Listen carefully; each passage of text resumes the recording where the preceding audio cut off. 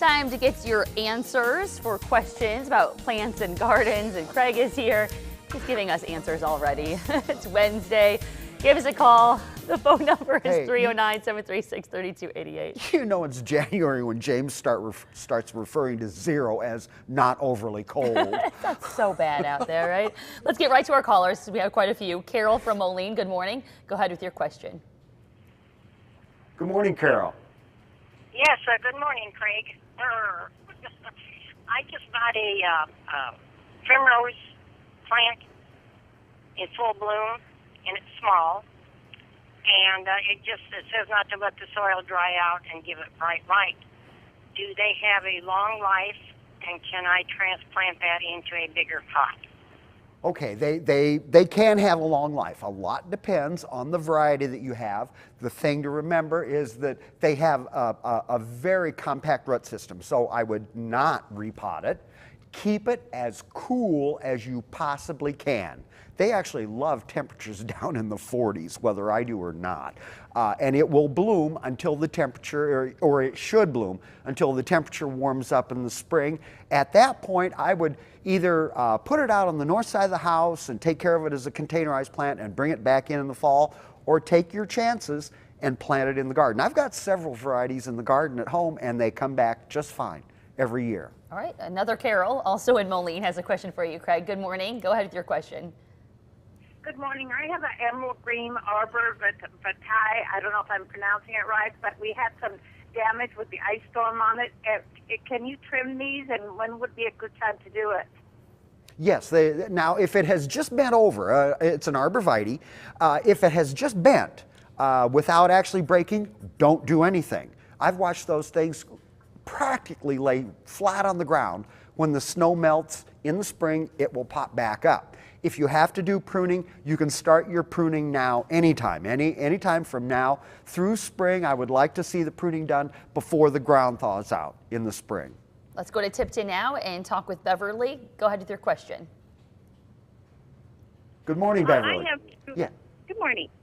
I have two African violets. They're absolutely gorgeously green, but they have quit producing their little flowers, and it's probably been close to 2 years now. Okay. African violets, they're an understory plant, but they still like very bright light. So in the home, I want to see them usually in this time of the year, in the sunniest one you've got, but at the same time, they are from South Africa, so they like it warm. That's why they always did so great in Grandma's house.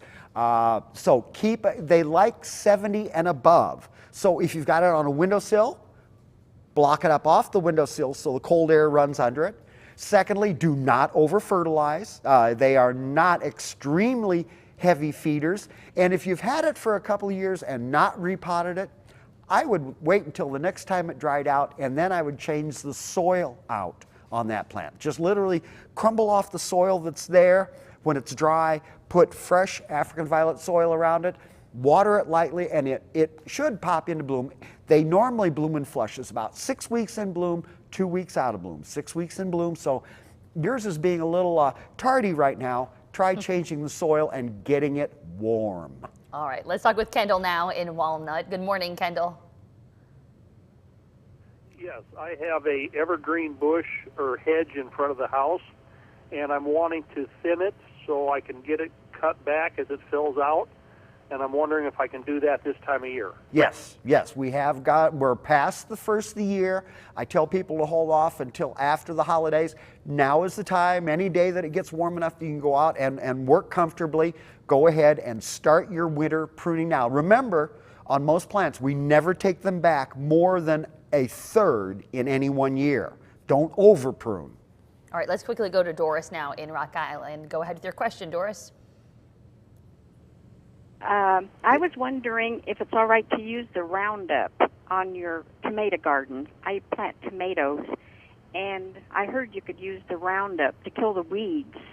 So I wondered if that was all right. Yes, you can. Roundup, once it touches soil, it is deactivated. Soil immediately stops the action of Roundup. It does not go into the soil. It will not come in through the roots.